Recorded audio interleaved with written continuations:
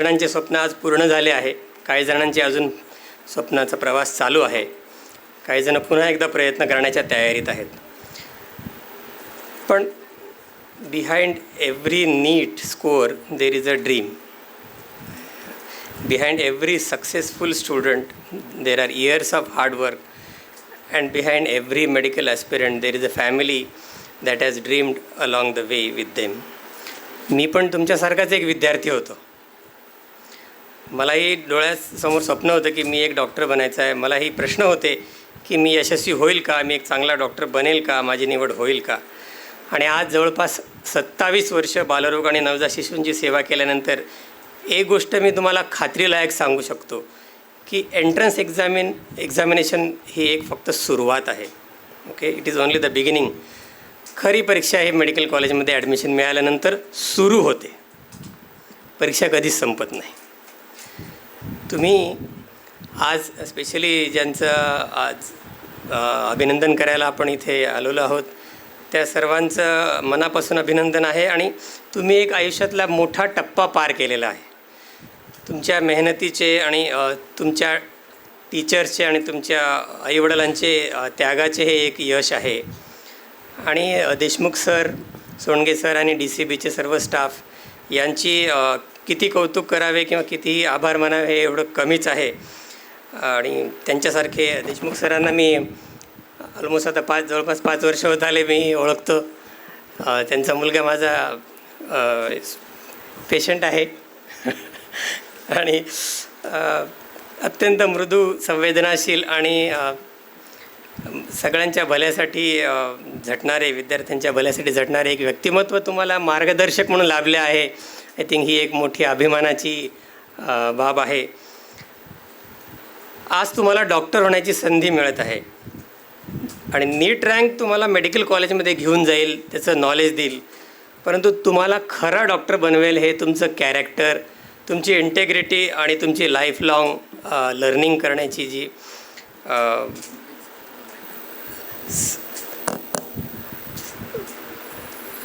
Ability आहे तीच तुम्हाला खऱ्या अर्थानं एक ग्रेट डॉक्टर बनवेल. पुढे चालून तुम्ही तुमचा नीटचा रँक विसराल, तुमचे मित्रही विसरतील.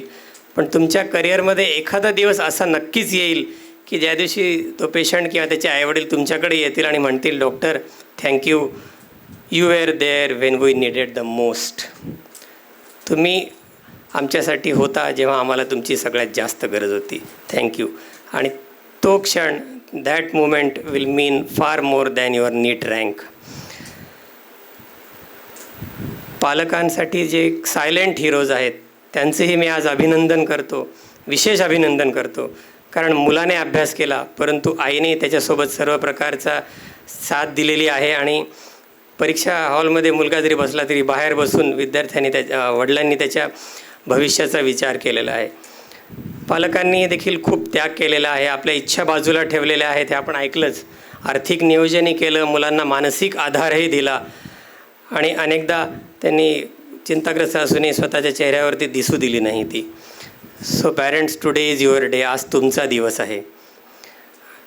मुलांनो, मेडिकल कॉलेजमध्ये प्रवेश घेतल्यानंतर तुम्ही मुलांनी जेव्हा त्यांचा प्रवेश होईल आता काही दिवसातच, मी तुम्हाला अशी विनंती करेल की त्यांना जो तुम्ही आजपर्यंत सपोर्ट दिला तो सपोर्ट पुढेही चालू ठेवा. त्यांना ग्रो होऊ द्या, वाढू द्या. त्यांना त्यांच्या डिसिजन घेण्याची क्षमता निर्माण होऊ द्या. ते चुका करतील, चुकातून शिकतील, परंतु त्यांना त्यांच्या पायावर उभं राहण्यासाठी तुम्ही फक्त एक सपोर्ट म्हणून, strong support pillar of support म्हणून त्यांच्या मागे उभे राहा. कारण लर्निंग हे देखील एक डॉक्टर बनण्यासाठी एक खूप खूप आवश्यक अशी बाब आहे. कारण सायन्स हे नेहमी बदलत राहतं. आज जी प्रॅक्टिस आहे 10 वर्षांनी ती बऱ्याचदा आउट ऑफ प्रॅक्टिस होऊन जाते आणि नवीन काहीतरी शोध लागतो विज्ञानाला. त्यामुळे त्यांना स्वतःच्या पायावर उभं राहण्यासाठी तुम्ही सतत सपोर्टिव्ह राहा. आणि जे विद्यार्थी आता पुढे परीक्षा देणार आहेत त्यांच्यासाठी त्यांच्याही मनात हाच प्रश्न होतील की माझे पण नीट क्रॅक होईल का. मी सांगेल तुमचे देखील नक्कीच नीट क्रॅक होऊ शकते. फक्त एकच गोष्ट आवश्यक आहे, ती म्हणजे कन्सिस्टन्सी. आणि नीट म्हणजे काही एक दिवसाचा एक्स्ट्रॉर्डिनरी परफॉर्मन्स आहे असं नाही. The NEET is like it is won by hundreds of small ordinary steps taken over a period of 2 years.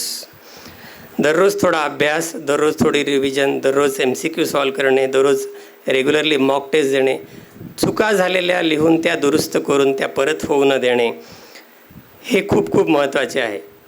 तुमचे कॉम्पिटिशन तुमच्या बाजूला बसलेल्या विद्यार्थ्याशी नाही. तुमचे कॉम्पिटिशन हे तुमच्या स्वतःशी, काल जे तुम्ही होता त्याच्याशीच आहे. कालच्यापेक्षा आज त्याच्यामध्ये सुधारणा करणे आपल्या स्वतःमध्ये हे खूप आवश्यक आहे. मोठी स्वप्न तर सगळेजण बघतात, पण मोठ्या स्वप्नांना रोज छोट्या छोट्या पावलांची गरज असते, ती जर साकार करायची असेल तर. माझ्या अनुभवातून तुम्हाला एक गोष्ट सांगतो की मी मेडिकल कॉलेजमध्ये असताना वाटलं की डॉक्टर होण्यासाठी काय डायग्नोसिस करणे, औषध लिहून देणे, परीक्षा पास करणे आणि मग पुढे जाऊन स्पेशालिस्ट बनणे एवढं आवश्यक आहे, एवढंच पाहिजे. परंतु ॲक्च्युअल प्रॅक्टिसमध्ये गेल्यानंतर मेडिसिन काय आहे याचा खरा अर्थ मला कळाला. म्हणजे मी गेली 27 वर्ष झाले संभाजीनगर येथे पिडियाट्रिक आणि निओनॅटॉलॉजी म्हणजे नवजात शिशु आणि बालरोग तज्ज्ञ म्हणून मी काम करत आहे. आणि पेडियाट्रिशियन म्हणून मी एक शिकलो की मुलं हे एक खूप चांगले शिक्षक असतात तुमचे. ओके, त्यांनी पुस्तकं भले वाचलेले नसतील, परंतु ते रोज तुमची परीक्षा घेतात. माझ्यासारख्या लहान मुलांच्या डॉक्टरांची स्पेशली, की ते रडत असतात आणि त्या रडता रडता त्यांना तुम्हाला तपासावं लागतं आणि निदान करावं लागतं. अशी रोजच परीक्षा होत असते तुमची. तशीच तुमची ही रोजच परीक्षा होणार आहे. ओके, स्पेशली न्यूबॉर्न केअरने मला एक गोष्ट शिकवली आहे, ती म्हणजे पेशंट्स कॅन बी इन्क्रेडिबली व्हल्नरेबल. बिघडायला काहीच वेळ लागत नाही त्यांची तब्येत, पण सुधारायला मात्र खूप लढाई करावी लागते. ओके, ते बाळ काही ग्रामचं असतं, 900 ग्राम, 800 ग्राम, 1 किलो, 1.25 किलो. ते काय आपल्याला बोलू शकत नाही. आपण काय सांगतो ते त्या बाळालाही काही कळत नसते परंतु सगळ्या गोष्टींसाठी ते पूर्णपणे आपल्यावरच अवलंबून आहे. राईट? हां, newborn doesn't care what was your NEET rank, 100 होता का 10,000 होता. ते एवढंच एक्सपेक्ट करतं तुमच्याकडून की तुम्हाला जे माहीत आहे तुम्ही योग्य प्रकारे करत आहात. त्या बाळाच्या आईवडिलांनी तुमच्या हातात त्यांचे एक प्रेशियस पर्सन तुमच्या हातात दिलेलं असतं एक, है ना. तेव्हा तुम्हाला लक्षात येतं की मेडिसिन हे केवळ प्रोफेशन नाही, ते एक प्रिव्हिलेज आहे, एक जबाबदारी पण आहे.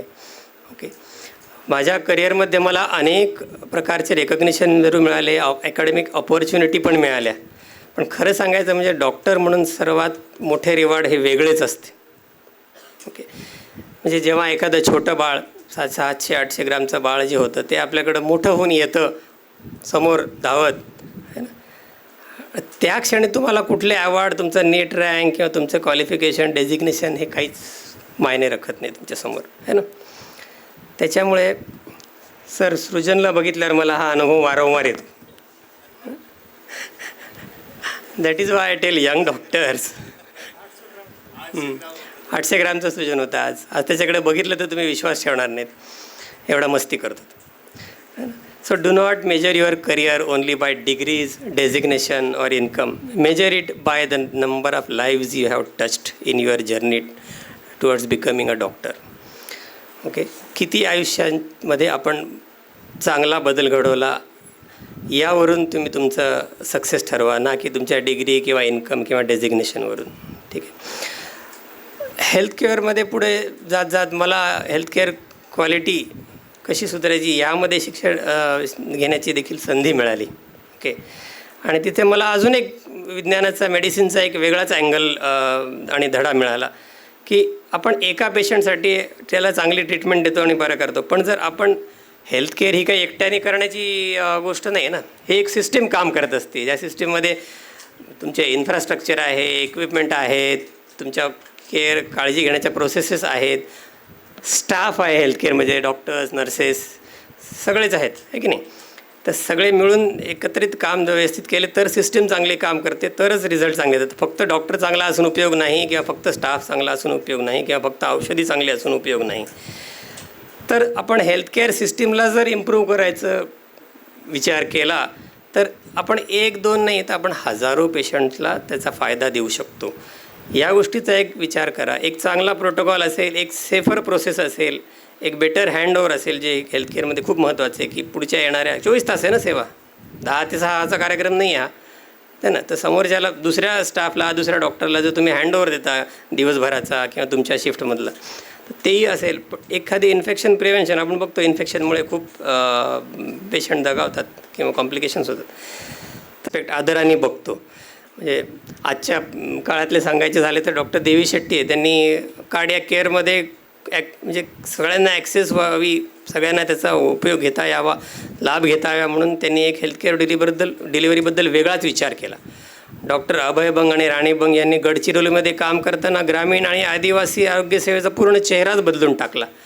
आणि डॉक्टर प्रताप रेड्डी यांनी अपोलोसारखी चेन करून त्यांनी एक अशी हेल्थकेअर सिस्टीम उभा करून दाखवली की ते लाखो रुग्णांपर्यंत पोहोचू शकतो. सो लोक फक्त डिग्रीमुळे आदर करत नाहीत, तर ते तुम्ही त्यांच्या आयुष्यात जे चांगले बदल घडून आणतात त्याच्याकरता तुमचा ते आदर करतात, हे लक्षात घ्या. And that is the challenge which I want to give you today. Okay, don't ask only which branch I will get, कुठला स्पेशालिस्ट मी होईल. प्रश्न असा विचारा, मी कशा प्रकारचा डॉक्टर बनेल, what kind of doctor I want to become. एक उदाहरण देतो. आपण क्रिकेट तर सगळेजणच बघतात है ना. तेंडुलकर, विराट कोहली, राहुल द्रविड, सगळ्यांकडे टॅलेंट तर खूप होतं, बरोबर आहे. पण नुसत्या टॅलेंटनी ते ग्रेट झाले का? नाही. त्यांनी रोज प्रॅक्टिस केली. कोणी बघत नसेल तरी देखील जाऊन प्रॅक्टिस केली. मग ती रणजी क्रिकेट असो किंवा आपल्या साईडमध्ये नेटमध्ये प्रॅक्टिस करणे असो. ओके, त्यांनी पण आयुष्यामध्ये हार स्वीकारली ना. प्रत्येक वेळी सेंचुरी मारली का? नाही. चांगले खेळले, शून्यावर आऊट झाले, परंतु त्यांनी त्यांच्या विकनेसवर काम केलं आणि ते शिकत राहिले, स्वतः अभ्यास करून शिकत राहिले आणि सुधारणा करत राहिले. तुमच्या मेडिकल करिअरमध्ये देखील असंच होईल. कदाचित पहिल्या अटेम्प्टमध्ये होणार नाही, कदाचित ॲडमिशन मिळाल्यानंतर एखाद्या विषयात मार्क कमी पडतील, कदाचित एखादा दिवस प्रॅक्टिस करताना अवघड जाईल. Don't let the one bad day become your identity. One examination cannot define your worth. One failure cannot define your future. एक अपयश तुमचं भविष्य नाही सांगू शकत, ठीक आहे, ठरवू शकत. त्यामुळं आज जरी सिलेक्शन झालं नसेल तरी स्वतःला फेल्युअर समजू नका, ठीक आहे. Failure is an event, it is not an identity. अपयश झालं म्हणजे संपलं का सगळं? नाही. तर तुम्हाला ही एक पुन्हा संधी आहे की स्ट्रॅटेजी करून आपले कुठले विकनेस आहेत, आपण कुठे कमी पडलो याचा अभ्यास करून, रिव्हिजन पुरे होती का, MCQ सफिशियंट दिले होते का, भरपूर टाईम मॅनेजमेंट केलं का, झोपही व्यवस्थित घेतली का, या सगळ्यांचा विचार करून त्यावर स्ट्रॅटेजी ठरवून परत आपण सुधारणा करू शकतो. Consider failure is so powerful that you can, if you convert it only in feedbacks and not went on thinking just why I failed. Okay, त्याचा चांगल्यासाठी वापर करा, एक फीडबॅक म्हणून त्याच्यातून शिकण्यासाठी वापर करा आणि त्याच्यात सुधारणा करून पुढे जाण्याचा निर्णय घ्या. गिल्ट होऊन निर्णय नका घेऊ जरी रिपीट करायचं है ना. एक क्लॅरिटी ठेवून तो निर्णय घेऊन मग पुढे जा. आजकाल विद्यार्थ्यांसमोर एक वेगळंच आव्हान आहे. आपण सुरुवातीलाच बघितलं किती जणांनी सुसाईड केल्या है ना. आणि प्लस प्रेशर पण खूप आहे. सोशल मीडियावर लोक टाकतात सक्सेस स्टोरी, रँक बिंग सगळं, परंतु हे कोणी टाकतं का की मी किती रात्र माझ्या स्लीपलेस गेल्या, किंवा किती माझी अँझायटी स्ट्रेस होता, किंवा किती वेळा मी स्कोअर कमी मिळाले है ना. हे कोणी टाकत नाही. त्याच्यामुळे don't compare your behind the scene with somebody whose else is you can see on the Instagram और है ना फेसबुक, राईट. तिथे फक्त तेवढं सक्सेस स्टोरीज सांगितली जाते, त्यांचे मेहनत, त्यांचे फेल्युअर्स ते कोणी सांगत नाही. त्यामुळे कंपॅरिझन करू नका. जर तुम्हाला स्ट्रेस आला तर डिस्कस करा, पॅरेंट्सबरोबर करा, मित्रांबरोबर करा ज्यांच्यावर तुम्ही विश्वास ठेवता, टीचर्सबरोबर करा. गरज पडली तर प्रोफेशनल हेल्पसुद्धा घ्यायला मागे पुढे बघू नका, ठीक आहे. Strong people don't always manage everything alone and they know when to seek help, professional help. तर लक्षात घ्या की स्ट्रेस येणार आहे, अधूनमधून डिप्रेस वाटणार आहे, हेल्प घ्या. ज्याच्यावर विश्वास आहे त्याला जाऊन बोला. ओके. अजून एक चॅलेंज, तुम्ही जेव्हा डॉक्टर बनता आहात तुमच्याकडे येणार आहे, जे ऑलरेडी आम्ही पण आजच्या काळामध्ये शिकतो आहे, ते म्हणजे आर्टिफिशियल इंटेलिजन्स. ओके.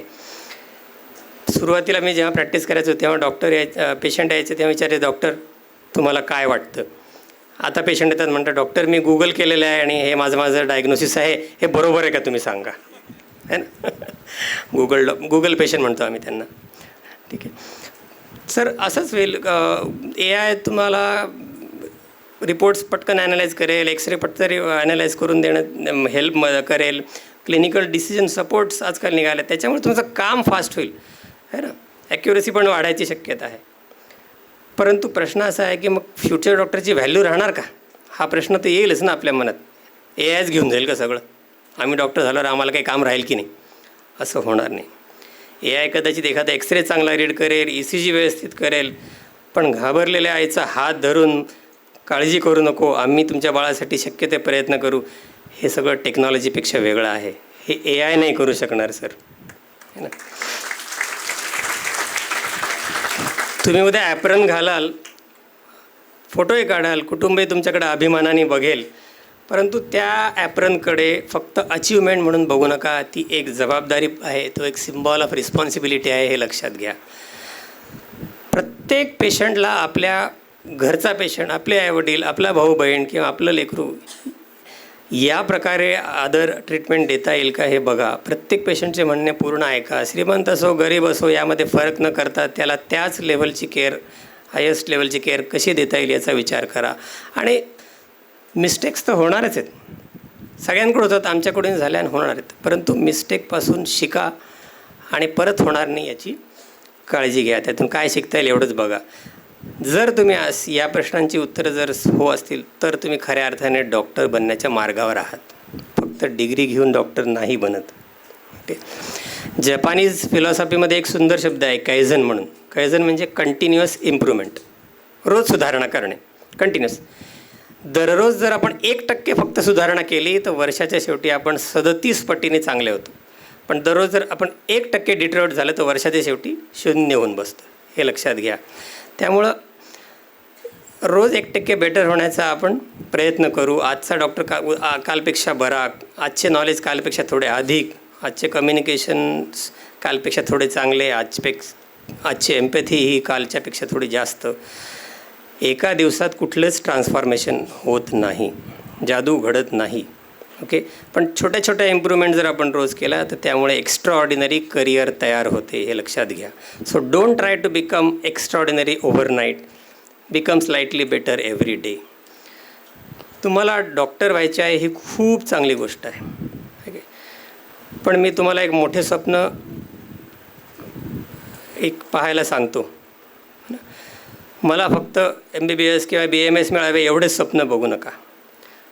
स्वप्न बघा की मला असा डॉक्टर व्हायचं आहे की ज्या डॉक्टरवर पेशंट विश्वास ठेवतील, ज्युनियर्स माझ्याकडून चांगलं काही शिकतील आणि रोज मी हेल्थकेअरमध्ये ओव्हरऑल सुधारणा करीन, जेणेकरून की मी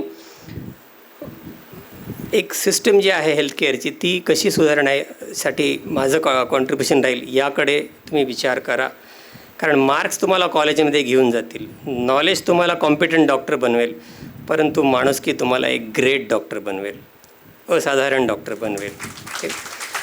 so to all the NEET students, congratulations, celebrate today, enjoy your day, it is your moment, but tomorrow start learning again.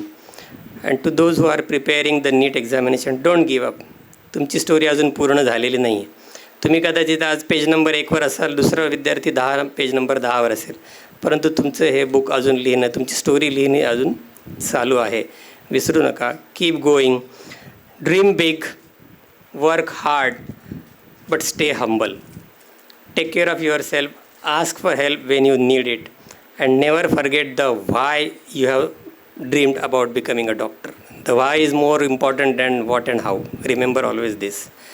So खूप वर्षानंतर कोणीच तुम्हाला नीटचा रँक विचारणार नाही, कोणीच विचारणार नाही तुम्हाला किती मार्क्स मिळाले होते मेडिकलमध्ये, किती मेडल मिळाले होते, कोणी विचारणार नाही. बट कुठेतरी एक पेशंट डेफिनेटली तुम्हाला तुमची आठवण करेल. A child will remember you that you have helped. A parent, a mother will remember you that you gave hope, her hope, and a family will remember you that you stood behind them on their worst day. ठीक आहे.